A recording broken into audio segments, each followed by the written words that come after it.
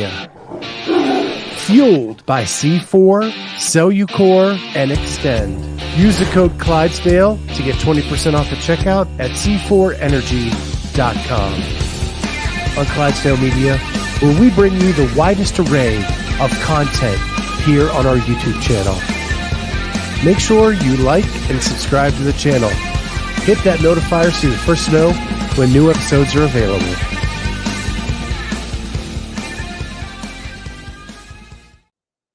What is going on, everybody? Welcome to the Clydesdale Media Podcast. If you are here to hear about Isaiah Vidal, that is my fault. Hold on. I think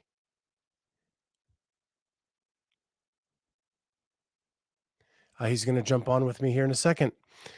So yeah, we're live. I messed up and did not send him the reminder that I was supposed to. So just let me send him the link now, just to make sure he has that. Yeah. So it's been one of those weeks where there's a lot going on. I am gearing up to go full documentary mode this weekend with Rudy Berger. He is going to start the age group semifinals tomorrow.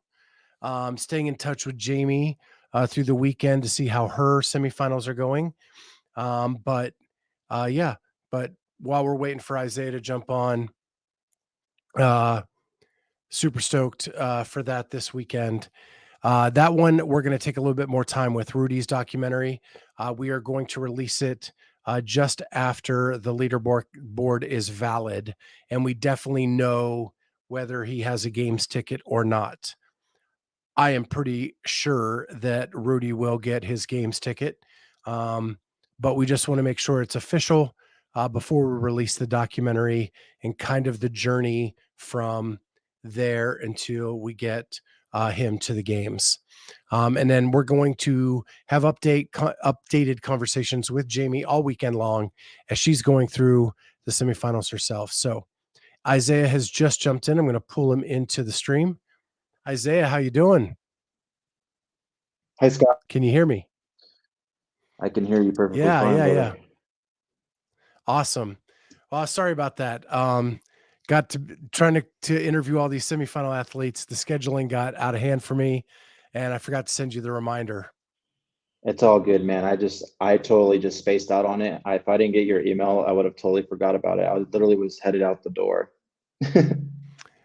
Well, so it's a busy time right now in this world, and we're already live right now. I was just doing some riffing and talking about some upcoming things on our schedule. And so you're live on Facebook, Twitter, and YouTube right now. Nice. So I'm going to pull up your notes real quick. Yeah, but man. The one thing I wanted to do is, I know you are the most decorated OCR racer in the world. Wow. It's a title that I definitely, I can't even comprehend, man. It's been 10, almost 11 years dedicating my life to the sport of OCR, Spartan race. It's definitely a title that's kind of held on since I started. You have to think about, you think of the greats like Michael Jordan, people who started the pinnacle of the pioneer of a sport. For me to have been part of that journey and being one of the pioneer athletes in the sport of Spartan and the sport of OCR. I started when I was 18 years old, man. So you can only imagine. I'm 30 now, so it's humbling. That's what I'm trying to say, and I'm trying to be modest about it. Well, I want to throw a couple numbers out there to the audience who may not be as familiar with OCR. You have competed in over 150 races, and you have podiumed more than 95 times. Yeah. That is mind-blowing. Yeah, man, it's you think about certain stats and whatnot, like you have at a certain point you accomplish so much, and for me, like there was still that little itch of like winning the actual Spartan race world championship. You know, the best placement I had placed there in the 7 years that I had competed within that time frame, you know, my best finish was sixth place. I mean, we're talking about athletes who are decorated athletes in ultra running, you know, Army Green Berets, endurance beasts, monsters, people who are just have these track records that are just like on paper. If you were put them to side by side with me, who came out of high school, football player, soccer player, cross country, like it just makes no sense. And then I was obviously about 15, 20 pounds heavier than these guys. It definitely it shifts the focus of like I was truly given a talent by the grace of God, and I've been able to really put that forth and just put the effort and the work ethic and the mentality and the tenacity. And that's what led me to have such a successful career of consistency versus, you know, a world championship title. Even though I do have world championship titles in my name, you know, being the 2014 Ultra Beast World Champion, that was a cool highlight in my career. Winning the Stadium Series World Championship in 2019, which was the last that they've had it. Um, it's just some of those things where you truly like you work so hard for so many years to get towards that, and once you accomplish it, it's like, okay, what's next? And obviously, this probably will lead us to where we're at now, and I'm tackling the CrossFit space finally. So before we get to now, what was it that attracted you to OCR when you were 18 years old? Did you just see an advertisement and think, man, that looks cool and fun? Or Honestly, I was in a really bad breakup in high school, and then also my dad, he had a really bad, you know, record here in the States, and he had gotten deported back to Mexico. So I was in a very big pitfall in my life during that time, and I would say I was in a depressive state. You know, I was young. I lost 10 pounds in a week. I was super depressed, and at the time, I was working as a personal trainer at a local gym in Marble Falls, Texas, and I was on the computer one day, and the computer said, if you miss your Tough Mudder, come do a free Spartan race. And the Spartan race was in Glen Rose, Texas in 2011, in December. And I asked my coworker, my buddy of mine, like, hey, dude, like, are you doing this Spartan race thing? Because it looks pretty like intense. Like, I don't even know what the heck it's about. He's like, yeah, man. Like, my mom, she's got us a hotel. I'm going with another friend of mine. You should come. I'm like, are you serious? He's like, yeah, dude, just sign up for it and just come with us. And I'm like, okay. So then I'm towing the line with these guys. It's freaking cold. It's December. It's in Texas, and there's literally like ravines and rivers that are like ice cold. Like there's ice on the ground, and I'm like, we're just pulling up to the venue, and I just remember like just shivering in fear, like what the heck am I about to do right now? But you know, the whole process of getting through the Spartan race was really easy at the time. It still is to even to this day. But you know, you get your packet, you go to the start line, you get ready, you put your bib on, you get in this corral of people with these Spartan pillars. And then there's this guy that's just dressed as a Spartan. He's super jacked. And like my friends and I are looking at each other like, damn, dude, like that guy's got it built. Like, no kidding.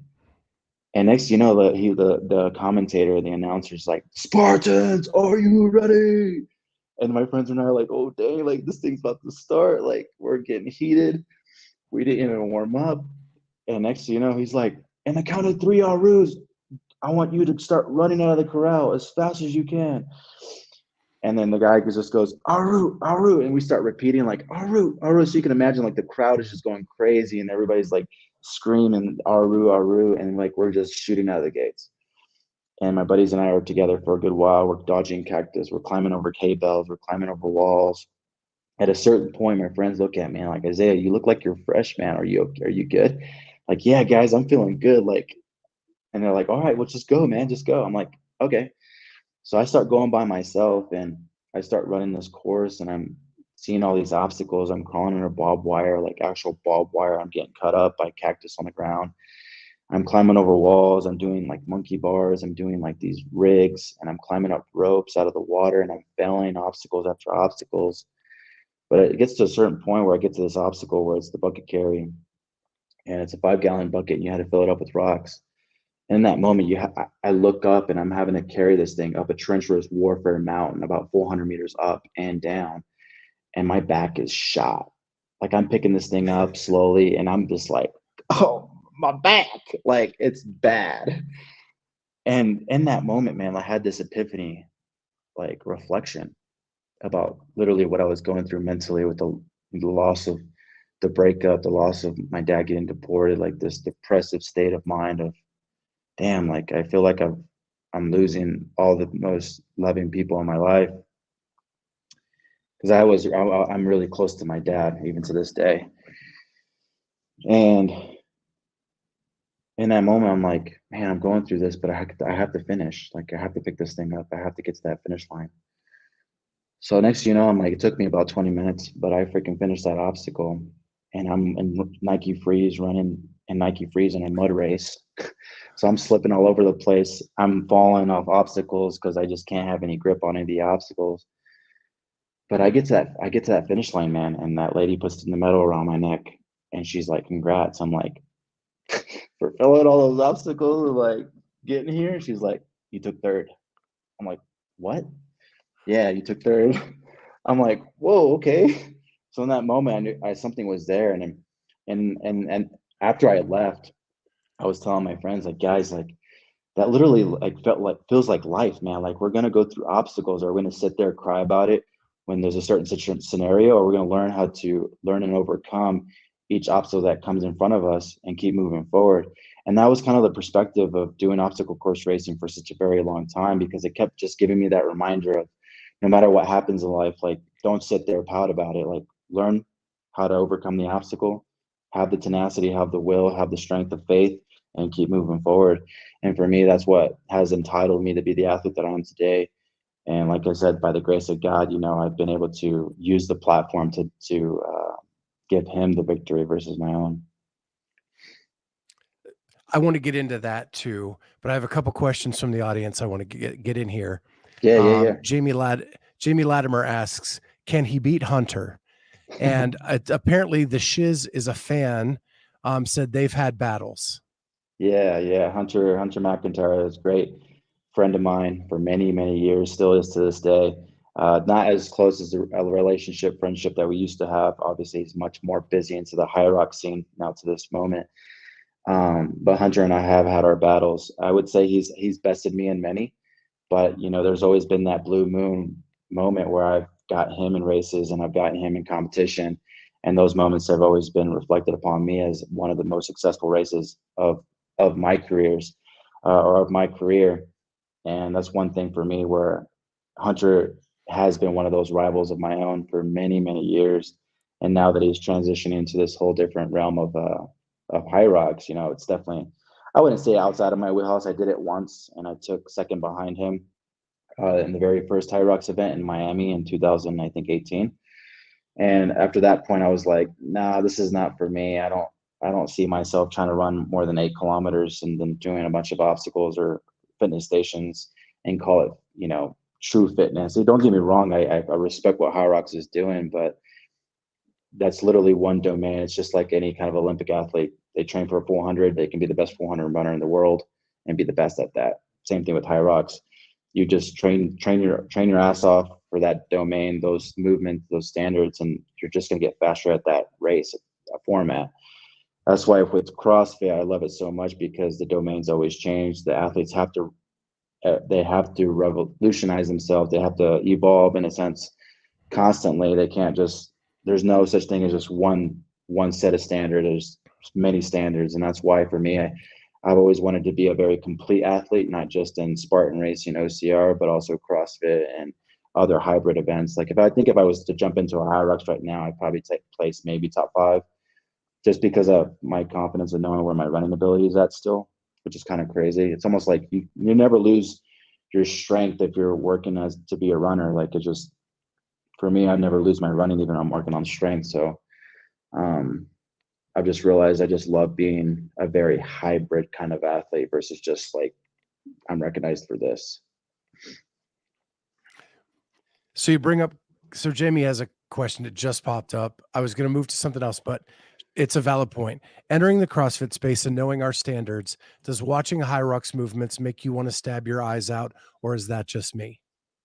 Trying to understand that question, like stab my eyes out as far as like how High Rocks is, or just I'm trying to understand that question a little bit more in depth. So I think, and I'm going to, hopefully I interpret it correctly, is there's this perception that the standards for movement are looser in the high rocks world than they are in the CrossFit world, Oh, where depth absolutely. isn't necessary.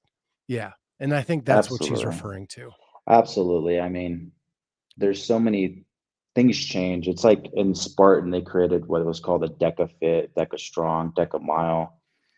Um, when it first started, like they were very strict on standards and the movement patterns and how you needed to create a certain depth mark in order for the rep to count. And then obviously those movements became more lenient, like box jumps, for example. Like athletes were able to just like step over them in like this very quick manner versus like actual box jump standards in CrossFit. Like it's very it's one of those I don't know how to I don't know if the word for it, but it's just one of those like is that real fitness kind of standards, or like it's just like I love the fact that with CrossFit it's like you do get penalized. Like I got penalized during quarterfinals, like for movement standards that I thought I was doing correctly, but in reality, like I was just missing depth. So that was one thing where, like, as an athlete and as a person, you try to correct these things and you try to be better at it. Versus in those kinds of sports or those kinds of standards, it's like you're just trying to just do the bare minimum. If it looks great, keep going. And if they call you out on it, then that's another thing. But I mean, it's Yeah. just every sport is different, every standard is different. But what I've noticed in CrossFit is like they set the standard, and it's like if you don't do it, then you get penalized for it, which I love about it. So when I'm looking at your history, there's definitely an overlap of CrossFit and and OCR. So, did you find that CrossFit helped you with OCR, or was it something you just started dabbling in because of an interest you had? So to be quite frank with you, I actually started doing CrossFit when I started doing Spartan racing. Like it literally was a milestone or a pillar of my training blocks constantly. It just wasn't 100% as it has been in the last 2 years for me now. It's always been there. It's been probably 15 to 30% of my training. I just stayed away from the heavy weights. I didn't do anything past body weight to just not allow myself to compromise my running ability and my speed that I needed in Spartan race. Because of being a heavier guy naturally, I was just always fighting my ability to just gain weight. And there was a certain point in my career, my Spartan race career, where I actually became bulimic, which was really bad because I was so obsessed with the fact that if I just lose 1 more pound, I could be this much faster. If I just lose a few more pounds, I can just be much more readier for world championship. And at a certain point, my brother at the time was training me, and he slapped me in the face. And I was like, bro, stop focusing on your weight, focus on performance. And at that point, it was kind of like he was structuring me a lot of CrossFit and a lot of at the time it was I don't know if you remember Brian McKenzie's endurance.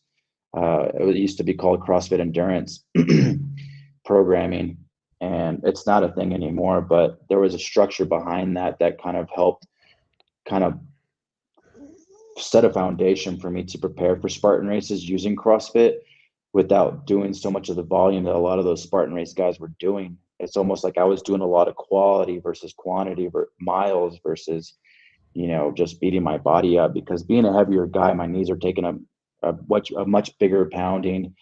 My mentality was just kind of like, gosh, this is too much. This is too much. So a lot of my CrossFit training was implemented because of those reasons, so that I can prepare for races. So you said during this time you became bulimic. Yeah. That's it's not easy for men to admit eating disorders, right? In this Yeah. world, it's not, I don't even want to say accepted because it's not accepted by women either. But No. how hard was it for you to ask for help during that time and to get some kind of solution to that? Or was it just your brother slapping you in the face enough? Honestly, I didn't actually, this is a funny story. I remember Hunter actually helped me at a certain point because he witnessed what I was going through some during that time in 2014. He's like, bro, you're trying to be something that you're not. I remember him saying that. Like, I wouldn't be saying that if I didn't remember clearly, as if it was yesterday. And at that point, like, I kind of had an awakening between just hearing, friends telling me like things like that, and then my brother kind of just constantly slapping me in the face and telling me like, bro, stop worrying about what you're eating. Like, stop thinking that you're going to get fat. Stop thinking that you're going to gain more weight. Like, just focus on your training and focus on the performance and how you feel. And I'm like, okay. So it took me a good solid year. It doesn't sound like a whole lot of time, but it is a lot of time, especially when you're going through something like that. But I started doing research on the effects of it, of what could possibly happen to my body eternally if I continued doing something like that. Like, I could literally die.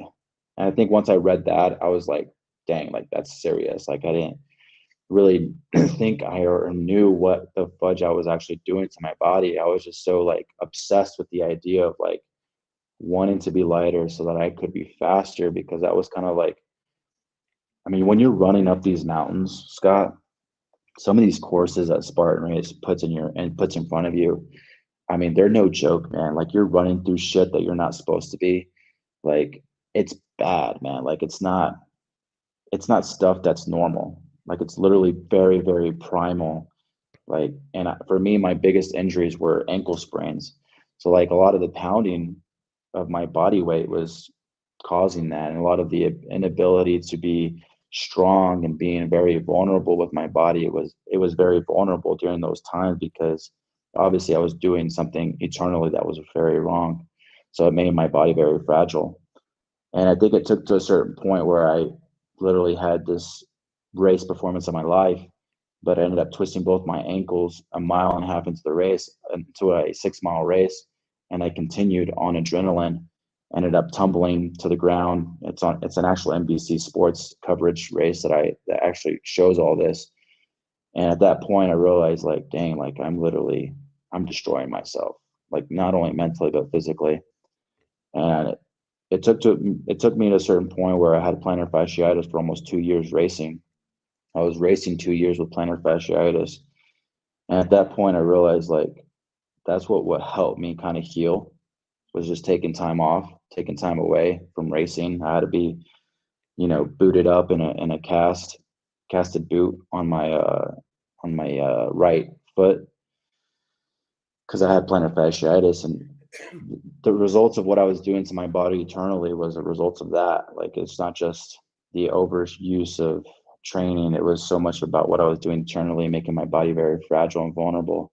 So I think a lot of that helped me a lot to kind of fix my habits and fix those nasty habits to become better, not only as a person, but as an athlete, and just be healthier for myself for the longevity of my career as an athlete. So then again, it's an accumulation of all these things, right? Um, but I'm very happy even to this day knowing that when I actually eat something, I look at it as a fuel. Like, my body's like a car. Like, if I put good fuel in it, it's going to run efficiently. It's going to run extremely well. And that's kind of the way I have my relationship with any kind of food now, versus back then it was kind of like, ooh, like, I can't, that's too much carbs. Oh no. Like, it was definitely a mental sickness, and it is actual disorder, like mental disorder, as you know. Um, so for me, it just took me a while. A lot of self-reflection, a lot of self-growth needed to happen within myself in order to get out of that funk. Yeah, and the reason I asked that is I was diagnosed with an eating disorder, but it was more binging in the other Mm, direction. Um, but I want to share one story, and then I have a question from the audience, and that is, I started CrossFit at over 500 pounds, lost Wow. a lot of weight. And my celebration to myself when I lost a lot of weight was that I was going to do a warrior dash. And I know that's like a baby OCR. Um, and it was in Southern Ohio in the Appalachian Mountains. And I can't even imagine the mountains you've climbed, because they made us climb up this mountain and I had to go on all fours just to get to the top. Mm, And the down was way worse than the up. But in that mm, first warrior dash, I did all the obstacles but one, and that was the rope climb over the wall. okay. Could not do it still. Year 2, I went back and I was able to do every obstacle, including that one. So Nice. that one then became my favorite, right? Because that's the obstacle that I overcame. So the question from the audience is from Elise, and that is, what is your favorite obstacle and your least favorite that you've ever done? Oh man. Well, my favorite obstacle is always going to be the spear throw. It's always such a huge defining factor in a race, and it's one of the most. It's almost hitting like that one rep max snatch, or that one rep max clean and jerk. Like you got one go at it. Like if you miss, it's like, gosh, you got to do it. You can't do it again. Honestly, I think in CrossFit you can, but in Spartan it's like you either hit it or you don't, or you get penalized. You do burpees. Um, but it's also my least favorite because it can be the difference between winning and losing. So it's like a love hate relationship, to be honest with you. But honestly, if it sounds dumb, but my least favorite obstacle is actually the running of Spartan races. Oh, wow. I for me as an athlete, you would think like I'm a pretty good dang runner, like especially if you looked at my track record, like it just makes no sense for the way I can run. Like I was literally at the last of my class in cross country, last of my class in track during high school. Like I was that kid, that fifth leg kid. Like I wasn't the most prestige runner, but a combination of doing insanity and PNX during my career growing up, it helped kind of, set that foundation. But honestly, running, if I catch myself running, it's so boring. I hate it. If that makes sense. Yeah. Total sense to me. Yeah. Last story about my OCR, little baby OCR, is Tell me you said more. you did your first one in Nike free runs. I I did as did. well. So I get that's to the why top of the that's why mountain. that's why you laughed when I mentioned it, didn't you? Oh yeah, yeah, yeah. I get to the top of the mountain and I'm running, and it's not an obstacle. It doesn't look like anything treacherous, but the ground is just wet and it's a little bit muddy. Hmm. And I hit it, and the person I was running with said, I look like Fred Flintstone with my legs just like churning, trying to catch my balance. And I slid for about 50 feet, Wow. and never went down. I will say I never went cat-like reflexes, never went down.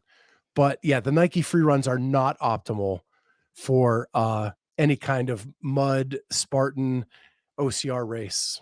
No. No, I mean, if you're doing a stadium race, which is what I ended up like tailoring myself more towards because it was more like CrossFit kind of functional fitness friendly, you definitely can get away with Nike free runs, even if they still exist to this day. But the Nike Reacts is what I started racing in, starting in like 2018. And those are the best shoes for stadium races, in my opinion. So let's move to CrossFit. Now Yeah. you're the most decorated OCR racer ever, and you're deciding, hey, I've beaten that drum too long, and now I'm gonna make the CrossFit Games. So Yes. at what point did you say drop the running and you're just gonna go all in on CrossFit? It'll be 2 years in May. Okay. Where I just told myself because I've for such a long time in 2019 I had accomplished my main goal, which was to win a series event, and that was the Stadium World Championship series. And then in 2020, obviously everybody knows COVID hit, but luckily God blessed me with a TV opportunity that was on a Spanish network called Exathlon Estados Unidos on Telemundo, and that helped kind of facilitate a lot of the income. I was able to get a home in 2021. I was able to get a bunch of training equipment, which was my dream, to buy Rogue equipment to start training for CrossFit. But honestly, like in 2021 was kind of like an off year for me. I took it off just to focus on finishing school, focus on my home, remodeling, focus on just kind of reestablishing my foundation of like, what do I want to do as an athlete? And Spartan Race was kind of like on its down end. It continues to kind of they're still having a hard time coming back in to where they used to be. But I think what it really boiled down to, I was like, I literally felt like I was starting from scratch again. No sponsors, no sense of direction, no sense of where am I going to go next kind of feeling. Kind of like how I felt when I first started doing Spartan races. Like it took 2 years, Scott, for me to get my very first Spartan contract. And that was to be one of the very first Spartan pro athletes, to be paid to travel, paid to get pretty much everything compensated to be a Spartan professional. And now I'm kind of like in that same boat. Like 2 years ago, I was like, no sponsors, no nothing, just me. What's ahead? I told myself I'm tired of fighting my body's ability to want to grow. Let's do this CrossFit 100%. Let's see what happens. I'll give myself 2 years like I did my Spartan race career. And now I'm at the pinnacle of at the chance of making the games. Like it's a dream, and the work obviously has been portrayed into the efforts of qualifying for semifinals. Like it's no easy feat anymore. Like these athletes, everybody is just at a whole different level of athleticism. Like last year, I barely cracked, I think, top 500 in quarterfinals, but I think I missed it by like, I don't know, 100 to 200 placements to make it to semifinals. I just didn't have the right Yep. support team at the gym I was going to at the time. Honestly, like it sounds like an excuse, but in reality, like having a huge team behind you that really cares about getting an athlete to semifinals I think is very important. And for me, like I came to Mexico City and I'm at training here at CrossFit Condesa now, and there's just a huge community of people who here are just like super into qualifying, super into supporting each other, and there's such a huge support system. Even though I train by myself, like there's just a huge support system of people that are just like, you don't even have to say anything. You can just feel the energy and you can feel them like, damn, like that kid's putting a lot of work in. And for sure enough, like it's paid off in the few months that I've been here. And I think that truly has been the biggest difference for me in my mental game, making friendships with like Chandler Smith and him inviting me to do quarterfinals with him after his injury, which sucked, in San Diego. Like going out there and doing quarterfinals in that atmosphere was really, I think, what leveraged me to earn a spot into semifinals for the North American West region. So a lot of it plays a role, man. And if you think that you can do everything on your own in your own garage, and there's got to be more purpose behind it. And I think for me, like knowing that my main goal is to make it to the CrossFit Games and to be the very first OCR athlete to be to earn their spot at the CrossFit Games is going to be something where I I think appreciate the wording. yes, to earn their spot at the CrossFit Games is going to be a title that I'm going to be able to hold dear to myself for the rest of my career in CrossFit. So I have a million questions now. I bet. So one, who does your programming? So currently, I've been following CrossFit Mayhem compete. Okay. I've been giving that a go for the last. Obviously, I started back in May of 2 years ago, so that has been a pillar of my success and why I'm progressing so fast. It does work. I think if there's no secret to it, I think if so many athletes veer away, or so many athletes just say it flat out, like there's no secret to it. Just put in the work, um, day in and day out, consistently, and sure enough, like that work is displayed on the leaderboard. So for me, that's been what I've been doing these last 2 years to just kind of prepare myself and just being way more knowledgeable in how programming is in CrossFit. but it's very similar to, it's not anything different than what I've been used to doing in Spartan racing at all. Because my training in Spartan race honestly was very like more mental than physical. Like CrossFit's a lot of physical. Like there's some mental game into it, like, but the volume of it for me is like I love it. Like I love the intensity. I love the strength component within it. Like it's just a day to day, grind, just grind. Yeah, as an observer, I would say CrossFit is physical until you get to the point you're at right now. Yes, And then the difference between the places at a semifinal is going to be part mental. It's going to be a lot more mental. exactly. No, I truly believe that. I mean, to be truly quite frank with you, like just competing in only two individual CrossFit events in my life, you know, I competed in 2019 at the sanctional that I qualified for in South Bay in Argentina, and competing against 45 athletes. You know, I took 10th at the end of that weekend, but just being in the corral, being in the on the floor, I just finally I felt a feeling that I've never felt that I had felt in Spartan race. Like I just felt like I was at home, you know. And then I felt it again as I competed in Puerto Rico last year in November at a CrossFit license event called Beetle Extravaganza, and was able to be the very first Spartan race athlete to podium at a CrossFit license event, which that was really cool. And Yeah. every time I just step on that floor, man, it just feels like I feel like at home. Like I can't explain it. It just feels like it doesn't feel like a Spartan race, man. Like a Spartan race, I'm freaking nervous. Like I'm the hardest, like I tell people, the hardest, I should have answered this when we had gotten this question, but the hardest obstacle for me is just getting to that start line of a Spartan race. Like literally. And then Wow. the guns go off, like something just clicks, my body goes into a primal state, and I'm able just to be me. But for some reason on a on a CrossFit floor, like I just feel at home, man. Like it's so exhilarating. It's so fun. It's like I'm not even thinking about the person in my right or my left. It's like I just feel like this is where I'm supposed to be, and that's why I'm so hooked on it now, and why I'm pursuing this dream to be competing along the fittest on earth at the CrossFit Games. So, just so the audience knows, in 2022, you finished 227th in North America. They took the top 120 in Mhm. North America. This year in North America West, where they take the top 60, you finished 45th. So Yeah. solidly inside that cut line. Um, would you say, with all of your OCR experience, are you a better in-person competitor than you are an online competitor?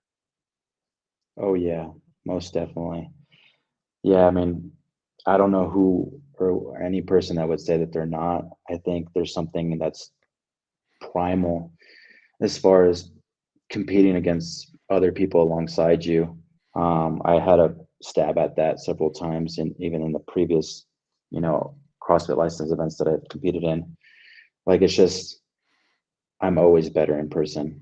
I mean, for me, it's like I took 45th, right?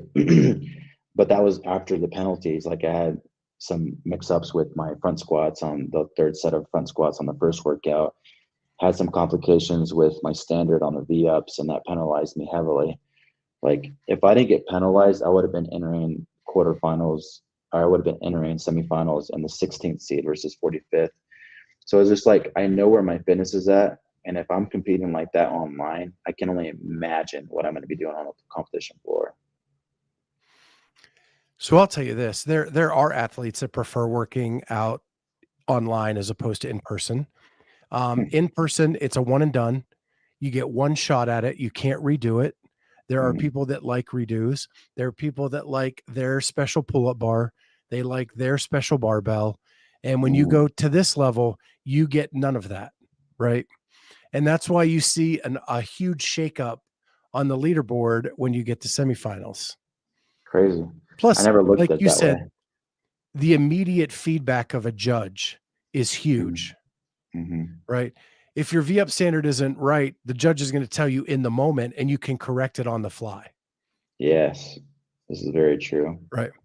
And I was a swimmer growing up, right? There is something about reeling in that person ahead of you.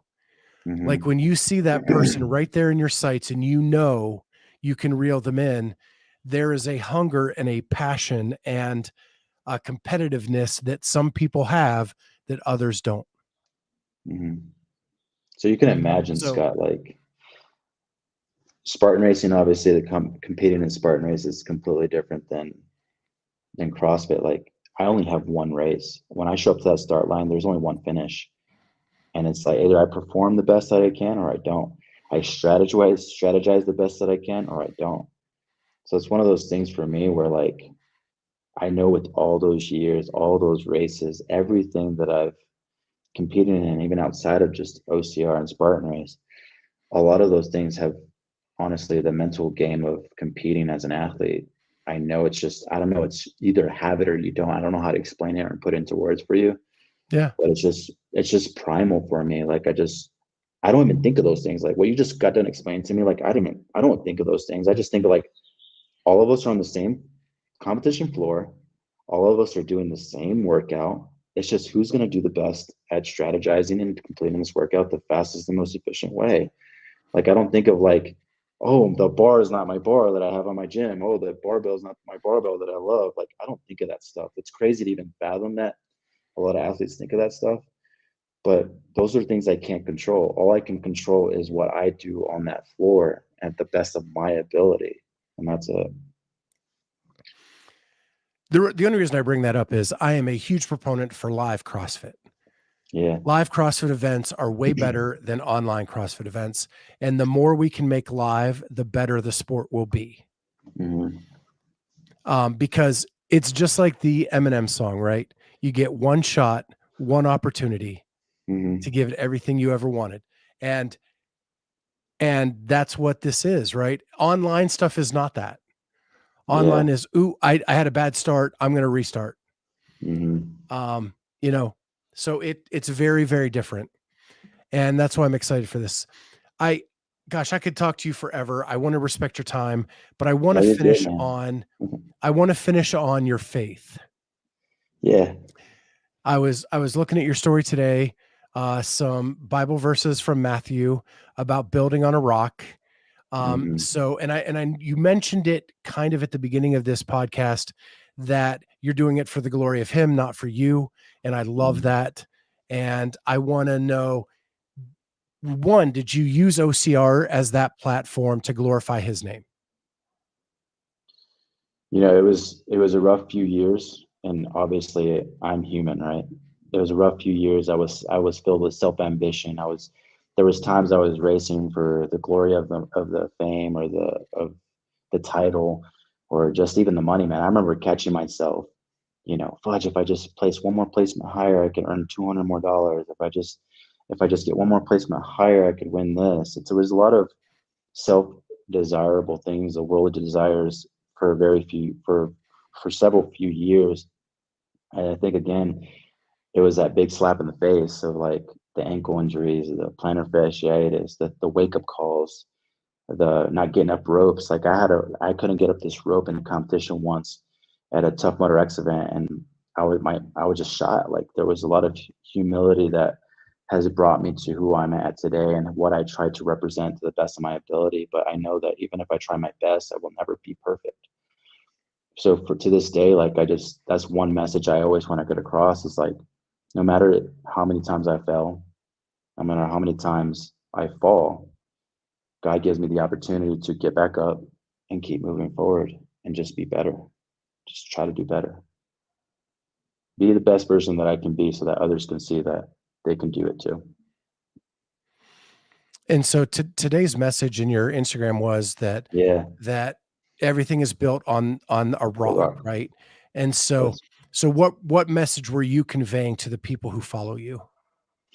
So for me, that message is it's Matthew chapter 7, verse 24, where um, Jesus says, like, build your house on a rock, so that way when the storms comes, the storms of life, that the worries, the temptations, that they don't shake your foundation.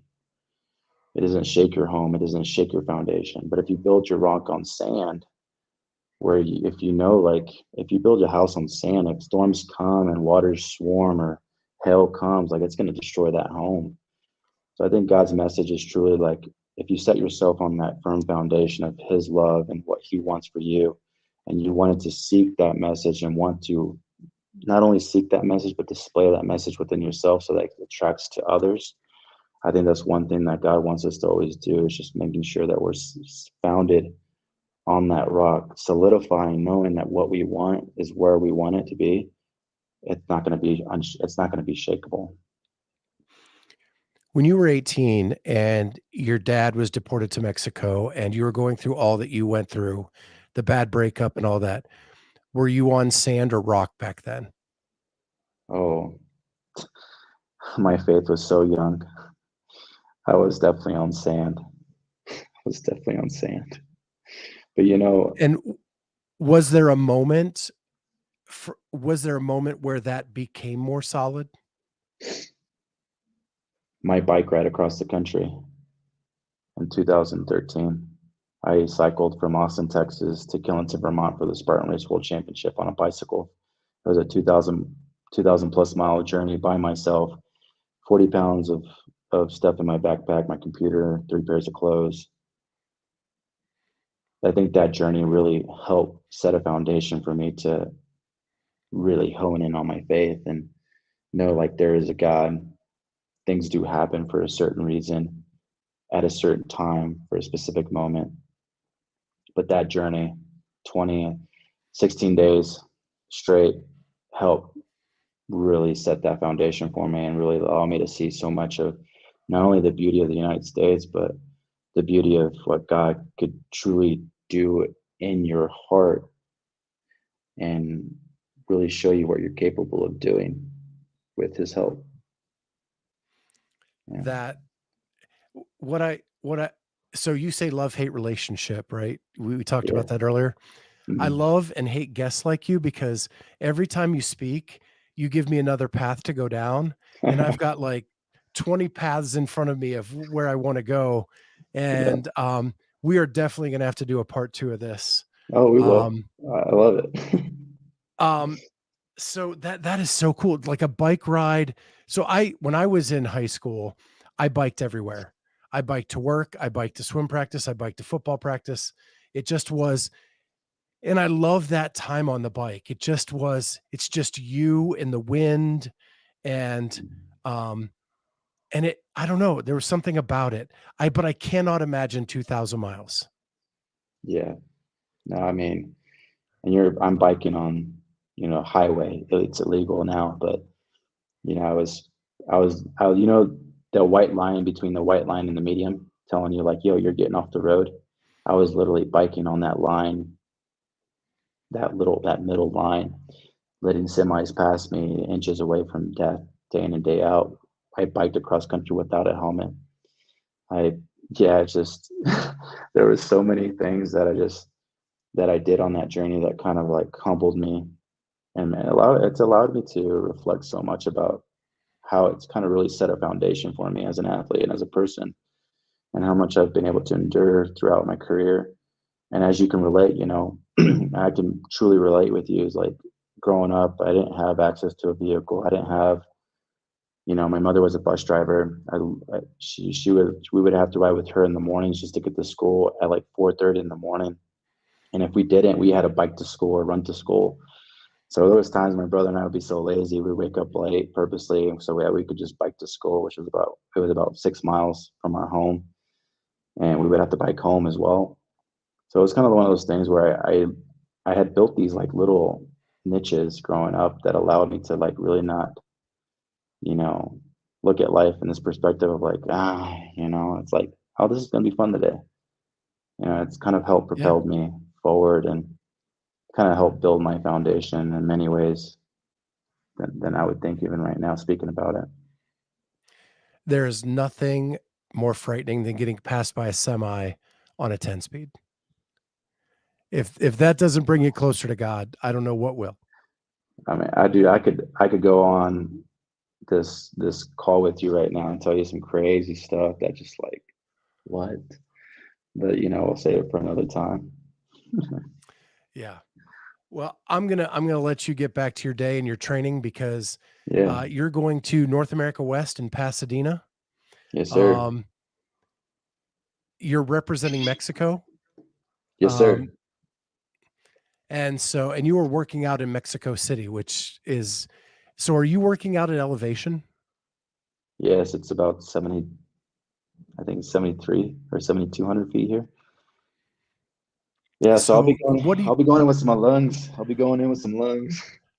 yeah, yeah, that's gotta be, I mean, that's like resistance training, for CrossFit. Very, very. I mean, Chandler explained it to me the best. I mean, I was always wondering, I had asked Chandler about this, like, bro, like, why isn't there that many CrossFit athletes training at altitude? And he told me the scientific terminology of it, but like, you can't get the best power output training at high altitude than you could at sea level for as you would need for CrossFit. Obviously, CrossFit is very anaerobic based, methodology. So it does make sense, but I'm also like on the other spectrum of like my Spartan race mentality of like the more oxygen I have, the more endurance and resistance that my body's capable of performing at. So if I'm able to perform, yeah, maybe not that fast or maybe not that high of a power output here at altitude doing CrossFit training, imagine when I actually go down to sea level. So I think to really be truly honest with you, I think that's what helped propel me so well for quarterfinals that's in San Diego. Yeah. So Yeah, that makes sense. So are you coming in, are you going into Pasadena anytime early, or are you just going to come day before? now I'm going in on the 24th. Okay. So I'm going to just a day before competition, or is it 2 days? Yeah, I think. Well, competition starts on Friday. Yeah, so 24th is Wednesday. Yeah, I'll be coming in two Yeah. days prior. Yeah, I only know that cuz it's my wedding anniversary and Oh, I'm leaving my congrats! wife to go to to go to Pasadena that day. Oh no, so I'm gonna meet you in person then. Yeah, yeah, yeah.